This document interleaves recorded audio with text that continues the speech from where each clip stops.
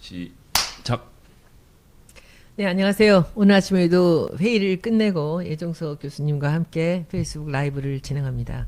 오늘은 호회, 김종인 의원 탈당에 대해서입니다. 아무래도 김종인 의원에 대해서는 제가 부담이 많죠. 우리 당에 모시고 오는데 역할을 부분적으로나마 했었고, 그리고 좋은 결과가 있도록 총선에도 함께 힘을 합해서 일을 했고요. 근데 막상 이렇게 탈당을 진짜 결행하신다라는 얘기를 들으니 만감이 교차합니다. 어떻게 생각하세요?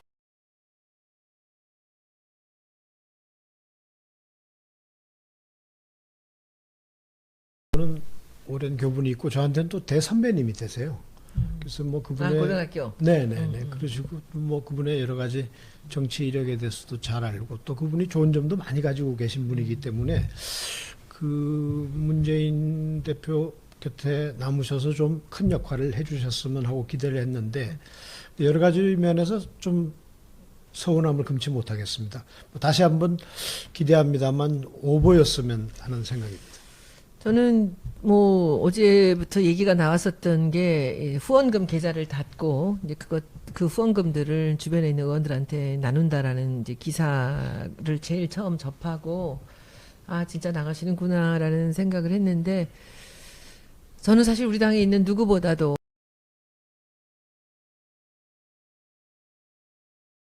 굉장히 오랜 그 이제 친분이 있었고요. 그리고 실제로 뭐 그분이 우리 당에 오시는 과정이나 이런 데서도 제가 많은 이제 걸 알고 있는 사람으로서 지금 이분이 나가셔서 이제 오늘도 벌써 기사에 그런 조짐이 보이는데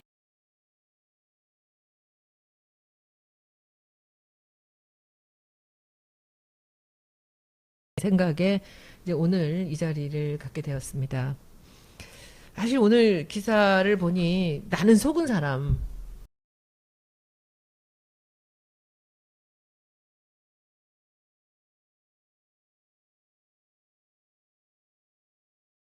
뭐 그 이전에 한번 또 생각해 봐야 될 문제가 있습니다. 그 문제도 충분히 좀 따져봐야 되겠습니다만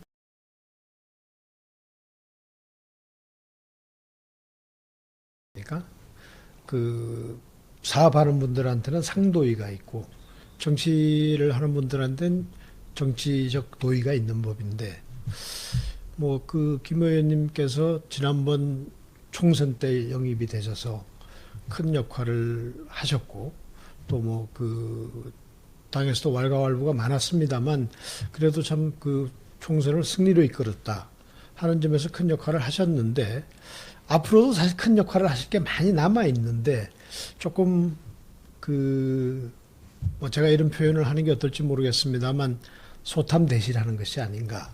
또 이분이 제가 오랫동안 이분을 지켜봐 왔는데 굉장히 판단력이 좋은 분이죠. 말하자면 항상 그 되는 쪽에서는 뭐 이게 뭐 혹시 모욕적인 은사로 들릴지 모르겠습니다만 그런 의도가 아니고 정치적인 결단의 순간에 보면 항상 되는 쪽에 서 오셨습니다. 뭐 좀 이따 이야기를 하겠지만 이분이 우리나라 정치사에 아주 정말 특이하고 그 이런 이력을 가지신 분이 아마 전무후무할 것이다라고 생각을 하는데 이번에 만약에 그 탈당을 확정 지으신다면 아마 평생에 하신 의사결정 중에서 실패한 의사결정이 아니겠는가 하는 그 아쉬움이 있습니다. 또 그리고 자신이 그 말하자면 승리로 이끌었던 정당. 근데 이게 총선 승리는 아직 미완이죠. 대선을 끝내야만이 그야말로 그 정당에 기여를 하는 반대 이번에 등을 돌리는 것은 그 기여는 고사하고 좀 그 탄핵 정국 말미에 또 이제 그 대선을 목전에 두고 이런 정치적 결단을 하시는 것은 썩 그렇게 좋아 보이지는 않습니다. 제가 듣기로는 뭐 직접 듣는 말씀이죠. 제가 알고 있는 것들은 나는 대통령이 될 사람을 돕는다라는 말씀을 오래전부터 하셨어요. 그런데 지금 누가 보든지 문재인 전 대표 입장이 지금 가장 좋은 입장이고 그리고 가장 큰 가능성이 있는 상황인데 지금까지 그분이 하셨던 그 얘기들하고 다르지 않습니까? 대통령이 될 사람을 돕는다 하면 문재인 전 대표를 도와야 되는 게 맞죠. 그리고 지난번에 그 중앙위원회에서 2차 그 회의 같은 때서도 그 제주도에 있다가 부산에 계시다가 비행기 타고 올라오셔서 댁에 가서 그 화를 내니까 그게 문 대표가 한 게 아닌데도 불구하고 친노들이 나한테 모멸감을 줬다. 친노가 준 모멸감이 아니죠. 비대위원들이 한 거죠, 그것은.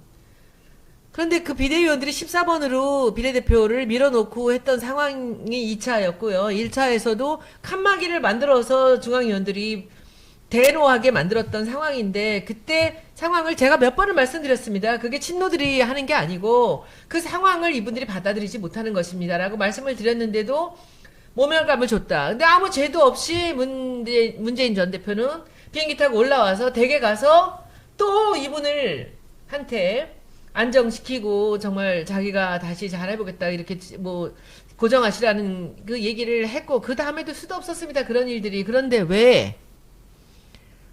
왜 이분은 계속 그 얘기를 자초지종을 설명을 드리고 진실을 말씀드려도 듣지 않고 이렇게 등을 돌리시면서 계속 지금까지 총질을 하시다가 이제 마지막으로 떠나셔서 뭐 기관총이라도 난사하실 생각이신데 진짜 그렇게 뜻대로 되지 않으실 겁니다. 왜냐하면 제가 그 과정에 많은 것을 알고 있기 때문입니다.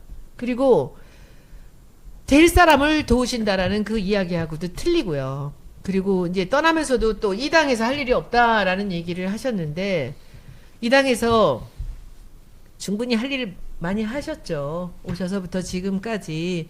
그런데 본인이 원하시는 게 뭐기 때문에 이런 걸까요? 왜 이렇게 이 당에서 할 일이 없다. 특히 문재인 전 대표를 등지면서 이렇게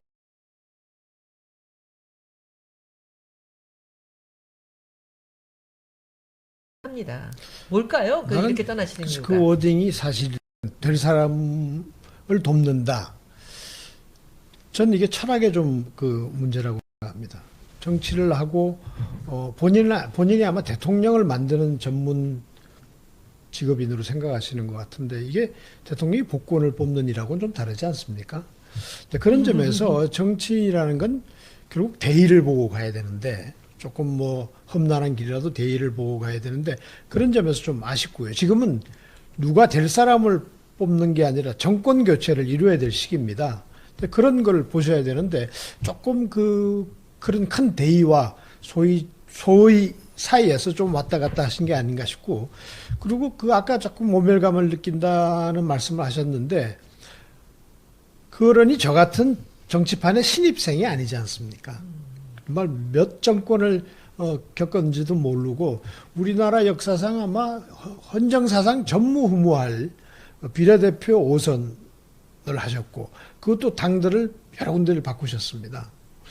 그런 정치적 감각을 지니신 분이고 또 정치판을 많이 겪어보신 분인데 또 뭐 정치판이라는 게 항상 거친 말이 오가기도 하고 또 뭐 수모를 겪기도 하는 건데 당의 대표 역할을 하면서 그런 정도를 겪은 것은 그 모멸감이라고 하기엔 조금 부족하죠. 또 뭐 연배로 보나 또 그러니 잘 아시다시피 굉장히 그 결기도 있으시고 그럼요. 또 카리스마 있으신 분이잖아요. 제가 지금 정치판에서 그분 앞에 가서 고개 치켜들고 할 말 좀 하실 분이 우리 손의원님 정도 별로 그렇게 떠오르지 않습니다. 저는 김종인 의원님을 존경합니다. 그런 점에서 그런 분이 모멸감을 남에게 줬으면 몰라도 모멸감 때문에 떠난다는 건 조금 설명이 부족한 것 같고요. 하여튼 뭐 계속 말씀드립니다만 이 사실이 오보이기를 기대합니다. 이 김성애 보좌관 이 정치판에서 옳고 그름이란 건 도대체 뭡니까? 저한테 유리하면 옳은 거고 저한테 불리하면 그른 거고 그런 거 아니겠습니까? 진짜 정치판이 그렇습니까? 그게 국민들을 위해서 정의를 앞세우면서 민의를 앞세우면서 가는 정치판이 그렇습니까? 옳고 그름은 옳다는 것은 자기 편이 옳은 것입니까? 흔히 정치학 내가 가는 길이 정치학하는 분들이 폴리티션하고 스테이트스맨을 구분합니다. 둘 다 번역하면 다 정치인이란 말이지만 폴리티션이란 건 눈앞의 이익에 급급하고 사리를 위해서 행동하는 사람이 대부분 폴리티션이라고 그러죠. 그러니까 나쁜 의미의 정치인이고 스테이트스맨이라고 하면 좀 큰 의미의 국가를 우선하고 또 나라를 우선하고 이런 의미에서의 이제 큰 의미에서 좋은 의미의 정치인인데 그 차이를 생각해 보면 지금 이 시점에 어떤 선택을 해야 될 것인가 하는 것은 전 자명한 일이라고 생각합니다.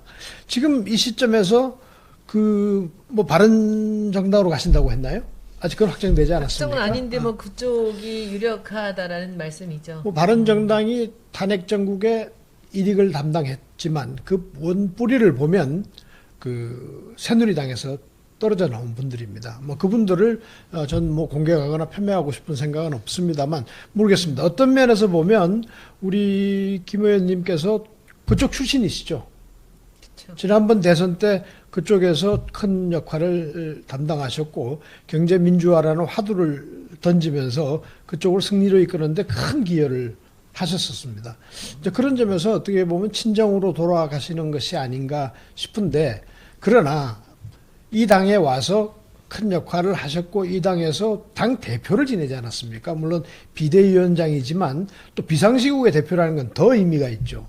그리고 총선을 치렀고 한데 그런 입장에서 대선을 앞두고 이 당을 헌신짝같이 버리고 다른 당으로 간다. 정계에서 은퇴를 한다든가 하면 또 모르겠습니다만 그것은 참 그 정계 원로로서 또 자를 지낸 분으로서도 도의가 아닌 것 같다는 말씀을 드리고 싶습니다. 저는 김종인 의원님을 보면서 그분이 가장 빛나게 자기의 일생에서 가장 훌륭한 업적을 쌓았던 때는 노태우 대통령 때 경제수석을 하셨을 때라고 생각을 합니다. 그리고는 그 뒤에 여기저기 얘기들은 많이 있었고 국회의원들도 하시고 그랬지만은 저는 이분의 정치 인생에서 최고의 하이라이트는 지난번 총선에서 우리 당의 당대표로 당을 이끌었을 때라고 생각을 합니다.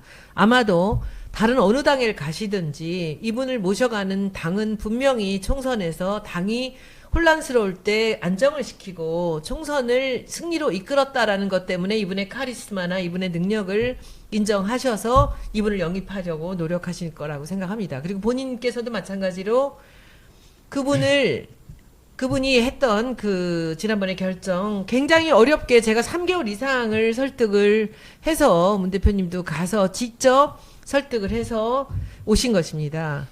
근데 그때 제가 봤을 때, 지금 본인이 와서 우리 당을 궤도에 올려놓고 총선을 승리로 이끄는데, 물론 혼자 다 하시는 것은 아니지만, 그것을 본인 스스로도 굉장히 자부심을 갖고 있을 거라고 저는 생각을 합니다. 그런데, 대표님이나, 김종인 박사님이나, 이분을 모시고 가려고 하는 당에서나, 여기서 간과하는 것이 하나 있습니다. 그것이 뭐냐 하면은, 그 당시 재작년 1월 15일 김종인 대표를 우리 당으로 모시고 올 때 그리고 그 뒤에 이분이 당대표를 하면서 지냈던 그 기간 동안에 특히나 그분을 모셔오는 그 상황에 문재인이라는 당대표가 있었다는 거죠. 모든 것을 내려놓고 자기는 빠져나가면서 이분에게 모든 전권을 줬던 총선을 앞두고 공천권 하나 주장하지 않고 다 줬던 문재인이 있었을 때 와서 전권을 받았을 때와 문재인이 없는 곳에 가서 이분이 전권을 갖는 것하고는 저는 굉장히 많은 차이가 있을 거라고 봅니다. 모든 것을 내려놓고 이분이 살게 해주는 그런 자리를 마련해주는 그런 상황하고 지금은 많이 다를 거라고 생각을 합니다. 그리고 저는 오늘 김종인 박사님 말씀을 드리는 것은 저는 아직도 김종인 박사님한테 존경과 애정이 있습니다. 그리고 이분이 어디를 가시든지 잘 되셨으면 좋겠습니다. 그리고 아마 우리 당에 계실 때보다 밖으로 나가 계실 때 제가 더 편안하게 밥도 먹을 수 있고 할 것 같습니다. 이제는. 그런데 저는 참으로 안타깝습니다. 이분이 어디 가서든 대선을 치르면서 이분이 우리 총선에서 했던 것 같은 역할을 하실 수 있다고 기대하시는 분들 그리고 본인 많이 어려우실 것입니다. 그래서 걱정이 너무 많이 되고요. 그리고 어느 당에 가신대요? 말은 바른정당이라는데 그건 확정이 되지는 않은 것 확실히 되는 같고요. 겁니까? 아니요, 제가 보기에는 당분간은 관망하실 확률이 더 높을 것 같습니다. 만약 나가게 된다면. 그런데 관망하실 거라면 지금 관망을 하시지 지금 나가서 바로 관망하실 것 같지는 않은데요. 이분의 일하시는 스타일로 봐서는 제가 보기에는 관망하실 것 같으면 탄핵 그 뒤까지 조금 지켜보시고 했을 것 같은데 지금 가신다는 것은 탄핵 뒤의 스탠스를 어느 당인가를 도우려고 가시는 게 아닌가라는 생각이 들거든요. 관망만 하시고 안 가셨으면 좋겠고요. 그래서 우리 이 방송이 조금 그 철이른 판단을 했다는 결과가 나왔으면 좋겠는데 제가 그런 입장에서 생각을 해보면 이게 말하자면 스스로 시험대에 서시는 겁니다. 그리고 얻으실 것보다 잃을 게 더 많습니다. 한번 생각을 해보시자고요. 지난 총선을 승리를 이끌고 나서 좀 왈가왈부할 때 또 대표를 내놓고 하실 때 뭐 제가 관망하면서 들은 이야기로는 물론 다 보도가 된 이야기입니다만 총선 승리가 과연 저분의 공헌이냐 아니면 총선 승리라는 시점에 마침 그 자리에 있었냐 하는 것 같고 여러 가지 논란이 있었던 걸로 압니다. 지금 그런 이야기를 하는 것은 사실 결례가 되기 때문에 제가 말씀을 좀 삼가려고 했는데 스스로 이제 그런 만약에 선택을 하신다면 굉장히 곤란한 시험대에 드는 거죠. 왜냐하면 이분이 가시면 어디든지 승리로 이끌 수 있다. 난 될 사람을 돕는다 이런 말씀도 하셨다는데 그럼 자 이번 대선도 될 사람 편에 쓰시겠다는 거 아닙니까? 그리고 여기서는 모멸감도 얻었고 될 사람이 아니기 때문에 떠난다는 건데 만약에 이번에 선택을 잘못하셨다는 결과가 나오면 예를 들어서 뭐 그 승리가 우리가 기대한 바대로 된다면 이분이 가셔도 별 도움이 안 된다는 그 당이 결론이 잘못한 나는 거죠 거죠. 그때는 또. 네. 근데 그건 서로 판단이 잘못한 건데 그럼 왜 스스로 이제 연세도 참 적지 않은 연세신데 스스로를 시험대 위에 밀어 넣느냐? 저는 두 가지 중에 하나 있을 거라고 생각해요. 본인이 지금 상황에서 문재인 전 대표가 대세로 떠오르는데 본인한테 와서 다시 무릎 꿇고 조아리지 않았기 때문에 이 옷 돌아오실 명분이 없었던 것이고요. 두 번째는 다른 당들에서 마치 김종인의 그 파워라든지 그 영향력이 지난번 우리 당에서 총선을 치를 때까지 같이 그런 힘이 있다고 믿었던 거죠. 그러니까 계속 이분을 가만두지 않고 뭔가 이 여러 가지 유혹이 있었을 거라고 생각이 들고요. 또 그런 얘기를 들으면 이분이 마음이 움직일 수 있죠. 이 당에서는 그 정말 문재인이 아니면 어느 누구도 다른 후보들이 뭐 자리 잡기 어려운 그런 당이라는 생각을 했기 때문에 그리고 문재인한테 그동안에 하셨던 그 여러 가지 그 쓴소리와 그렇게 무례하고 모멸감을 정말 주신 그런 것들이 있기 때문에 다시 지금 상황에서 문재인 전 대표가 와서 자기한테 빌지 않는다는 것. 그리고 뭘 잘못한 게 뭐가 있어서 빌어요? 근데 그런 것 때문에 자존심이 상하셨을 수 있고, 그리고 다른 데서는 뭐 굉장한 대접을 해줄 것 같이 그렇게 이제 많은 유혹이 있지 않았을까라는 생각이 들고요. 저는 참으로 안타까운 게 오늘 기사에 나온 내용들 중에서 이런 내용들이 있어요. 정쟁과 분열이 나라를 망치도록 두어서는 안 될 것. 안팎의 위기고, 그리고 국난이 코앞에 와 있고, 대가는 국민이 피눈물을 흘릴 것이고, 그리고 이 당에는 더 이상 할 일이 없다라는 얘기인데, 이 앞에 나오는 지금 이 어떤 불안감을 조장시키는 이런 일들이 참 익숙하지 않습니까, 우리한테는? 저는 이제 어제 페이스북에 김종인 의원께서 직접 쓰신 글인 건데요, 그 내용이. 거기 좀 저에게 눈에 띄었던 대목은 이 대목입니다. 안팎의 위기가 눈앞에 닥쳤을 때 정치가 대의 명분만을 따져 국민을 분열시켜서는 안 됩니다. 옳고 그름을 다 따지기도 전에 국난이 코앞에 다가와 있을 것입니다. 그 대가는 국민의 피눈물로 치르게 됩니다. 정쟁과 분열이 나라를 망치도록 둬서는 안 될 것입니다.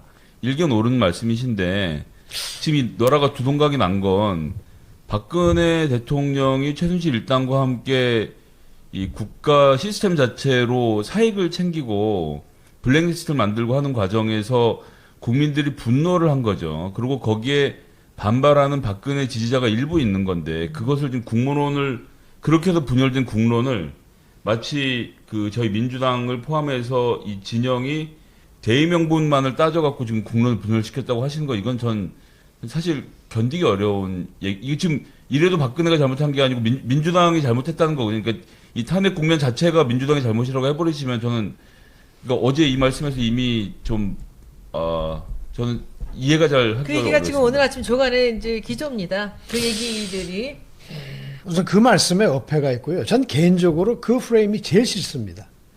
지금 냉철하게 전국을 보면 그 여러 가지 여론조사에서 나오는 것이 탄핵을 찬성하는 국민이 한 80%에 가깝고 반대하는 국민이 한 15% 내외.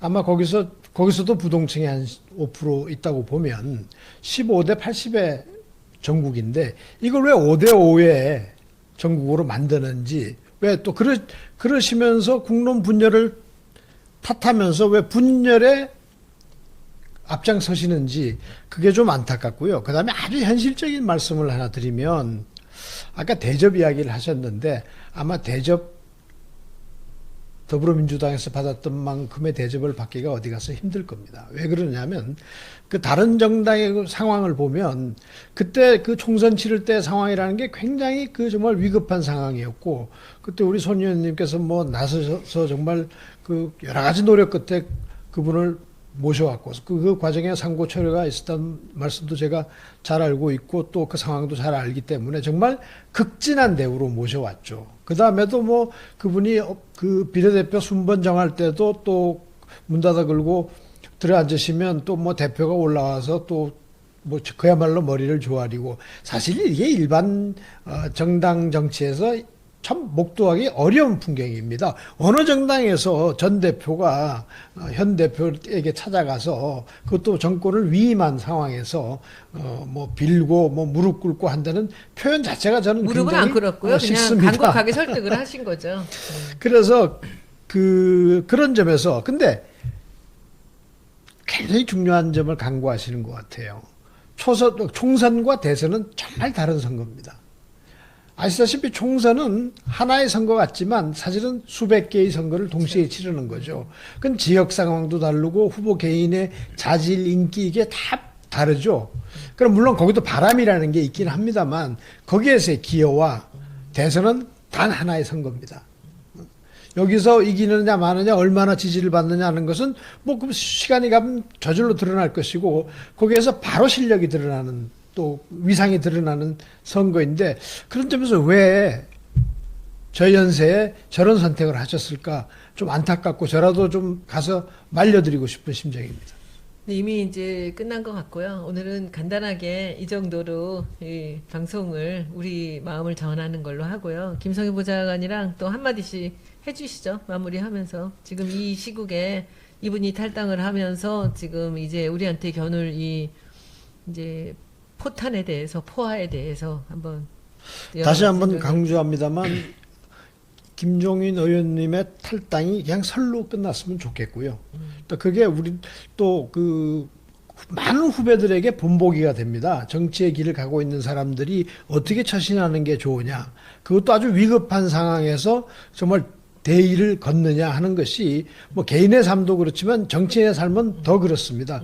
그런 점에서 후배 정치인들이 볼 때 아마 지금 원내에서 가장 고령이신 걸로 제가 아는데 정말 후배 정치인들에게 여야를 막론하고 본보기가 되는 길을 가셨으면 하는 생각입니다. 그 말씀. 저는 그 감히 말씀드리건데 이제 세대가 달라진 것이 있거든요. 그러니까 김종인 의원님께서 보셨던 혹은 겪으셨던 이 당 대표들 그때는 당 총재였죠. 그 노태우 전두환 대통령하고 문재인이라는 사람은 완전히 다릅니다. 그래서 지금도 어디선가 문재인이 다 무릎을 꿇려놓고 사람들 앉혀놓고 야 2월에 경제민주화법은 통과시키지 마 이렇게 오다가 내려와서 경제민주화법이 논의가 안 되는 걸로 생각하시는 모양입니다. 어떻게 2월 국회에서 경제민주화법 통과가 안 된 것이 문재인 후보의 책임입니까? 그것은 당 간의 논의 상황이 그랬고 그것을 가장 결정적으로 가로막았던 것 상법을 필사적으로 가로막았던 것은 자유당이거든요. 자유당이 그렇게 했고 그 경제신분들이 부추기는 과정에서 협상의 과정에서 안 된 것조차도 문재인 그 후보의 책임으로 미루시는 것은 예전 정치면 모르겠지만 지금 안 되는 얘기라고 저는 생각을 하고 그런 것들이 혹시나 앞으로도 이 벌어질 민주당의 모든 일들을 같은 프레임으로 씌우시려고 하는 것이 아닌가라는 걱정이 좀 되는데요. 시대가 이미 달라졌다는 것을 좀 알아주셨으면 하는 그런 마음입니다. 저는 김종인 박사님하고 알고 지낸 게 20년이 넘었습니다. 저는 저분이 공직에 계실 때도 알았고요. 국회의원 하실 때 그리고 아니실 때도 계속 알고 지냈고 존경하고 저분의 말씀을 제가 귀담아 듣고 아주 훌륭하신 분으로 존경하며 살았습니다.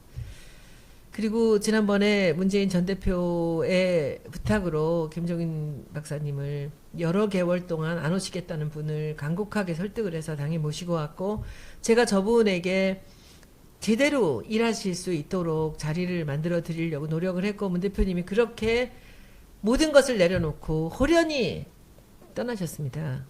그리고 지난번에도 말씀드렸지만 너무 잘하셨고요.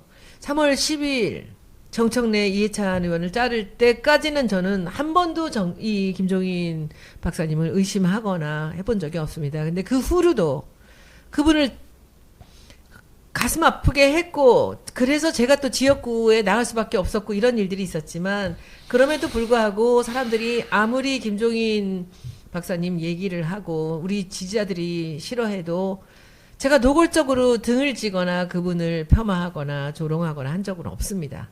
단지 문재인 전 대표께 심하게 정말 막말 수준의 그 언사로 문재인 전 대표를 폄하하고 뭐 정말 그야말로 정말 듣기 어려운 얘기들을 할 때 제가 2번 언론을 통해서 그 김종인 박사님께 제가 싫은 소리를 한 적이 있습니다. 사실은 2012년도 대선을 얼마 앞두고 제가 김종인 대표께 문재인 전 대표를 김종인 박사께 문재인 전 대표를 만나게 했던 적이 있습니다. 경제정책이나 여러 가지 얘기들에서 문 대표가 그 김종인 박사님을 좀 알았으면 좋겠고 얘기를 좀 들었으면 좋겠다라고 생각을 했었는데 그때는 이미 비대위원으로 가시기로 했고 그냥 좋은 얘기만 하고 끝났습니다. 그리고 2012년 대선 결과가 모든 것이 발표된 10시 30분경이었는데 김종인 박사께서 저한테 전화를 하셨습니다. 제가 문재인 전 대표하고 개인적으로 잘 알고 있다는 걸 물론 알고 계셨죠. 그때 하셨던 말씀을 저는 잊을 수가 없습니다. 지금도. 뭐라고 하셨냐면요. 10시 30분에 대선의 모든 것이 끝나서 망연자실하고 있는 그런 상황에 저한테 전화를 하셔서 문재인 후보한테 전해라. 1460만 표라는 이런 대단한 표를 정치 초년병이 얻는다는 것은 있을 수도 없는 일이다. 이것이 얼마나 대단한 일인지 본인이 알아야 된다. 1460만의 국민이 문재인을 찍었다. 절대로 좌절하지 말고 여기서 그만하겠다는 생각하지 말고 다시 다음번에 도전하도록 용기를 북돋워 주기 바란다라고 저한테 얘기하셨습니다. 저는 사실 그 얘기 한마디로 지금까지 김종인 박사를 믿었습니다. 어떤 일이 있어도 이분이 노하거나 그리고 이분이 뭐 불쾌하거나 할 때 어떤 얘기들도 할 수 있지만은 저는 그날 하셨던 그 얘기 김종인이라는 정치가고 경제학자가 문재인의 1460만 표에 대해서 얘기를 하시는 그 순간 저는 믿었습니다. 이것은 대단한 표구나. 그리고 어떻게든지 문재인 대표님이 포기하지 않고 그대로 잘 하시도록 다음번에 또 나오시도록 내가 도움이 될 수 있었으면 좋겠다. 사실은 그때 하셨던 그 말씀이 제가 모든 제 직업을 내려놓고 우리 당에 오게 만드는 동력이었습니다. 그래서 그때 1460만 표의 가치에 대한 것을 저한테 얘기해 주셨을 때 머릿속에 와서 꽂혔는데 혹시 김종인 박사님 지금은 그 생각이 바뀌신 것입니까? 지금 김종인 박사님께서 가시려고 하는 그 당이 1460만 표 정도 받을 수 있는 후보가 있습니까? 혹시 그렇게 생각하십니까? 저는 지금도 믿어지지가 않습니다. 실제로 탈당을 하셔서 다른 데를 가신다는 것이 저는 설마 했습니다. 그리고 아마도 이런 생각은 하시겠지만 이것을 실행하시기는 어렵지 않을까라는 생각을 했습니다. 그러나 오늘 아침에 그 탈당을 하시기로 결정을 했다라는 기사를 보면서 죄송합니다. 제가 이번 대선을 준비하는 과정에서만은 김종인 박사님께 저도 적이 될 수밖에 없습니다. 그리고 뭐 제가 치졸하게 김종인 박사님 개인을 공격하거나 하는 것은 하지 않을 것입니다. 그러나 어느 당에 가서 어떤 사람하고 함께 대선을 준비해서 우리하고 만나게 될지는 모르겠습니다만은 저는 제 자리에서 최선을 다하겠습니다. 박사님 건강하시고 과연 어디 가셔서도 본인이 원하시는 옳은 정치, 본인이 말씀하시는 그 옳고 그름에서 옳은 정치, 본인만이 옳다고 하시는 그 생각이 과연 맞는지 틀린지 제가 잘 모르겠으나 옳은 정치 하시기 바랍니다.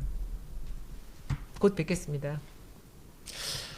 그런 점에서 김종인 의원님의 판단력이나 예측력이 제가 대단하다고 말씀드린 겁니다. 그 선거에서 그 영입하시기 위해서 그 문 대표하고 가셨을 때 노를 하셨고 이미 오실 상황이 아니었습니까? 아니 그때는? 이미 박근혜 네. 캠프에 가시기로 한 건 그 선거가 박근혜 후보가 이길 줄을 예측한 것이고요. 근데 그때 한마디 딱 하셨던 예. 게 있어요. 내가 박근혜를 돕는 이유. 계속적으로 똑같은 얘기 하셨어요. 가족이 없기 때문에 비선의 문제가 없을 거다. 돈에 욕심이 없다. 이게 뭡니까 진짜. 가족 때문에 그 정치 지도자를 선택한다는 건 조금 그런데 아무튼 그런데 그분 말씀이 맞는 거죠. 나는 될 사람 편에 쓴다. 대통령이 될 사람 옆에 쓴다. 그 정확하게 박근혜 후보가 될 거라고 예측을 한 건데 그날 밤에 전화를 한 것은 조금 나쁘게 생각하면 절묘한 시점에 보험을 든 거죠. 아, 무슨 보험이야 떨어진 사람한테. 아니죠. 그 다음 몇 달 내로 있을 일을 예측을 하신 거라고 저는 봅니다. 아, 그리고 그렇게까지 잔머리를 구르시지 않을 아니요. 거라고 저는 전 생각합니다. 그게 잔머리가 아니고요. 경제 민주화가 토사구팽 당할 걸 아셨으리라고 짐작해요. 왜냐하면 그 막판에 그런 그때는 일이 이미 있었거든요. 당했어요. 예. 그러니까 그런 이야기를 하신 건데 아무튼 선배님 죄송합니다. 이런 말씀 드리게 돼서. 그러나 그 이번에 제발 좀 현명한 선택을 하셨으면 하는 안타까운 마음에서 이런 마음 드립니다. 근데 미안합니다. 본인이 나오실까요? 다른 사람들을 내세울까요? 그건 조금 냉철하게 생각하신다면 본인은 지금 지지도가 없죠. 그리고 지금 연세를 생각하면 3년 지금 임기를 개헌으로 들고 나와서 하시면 된다는 그 생각을 선거에 하시는 나실 거죠.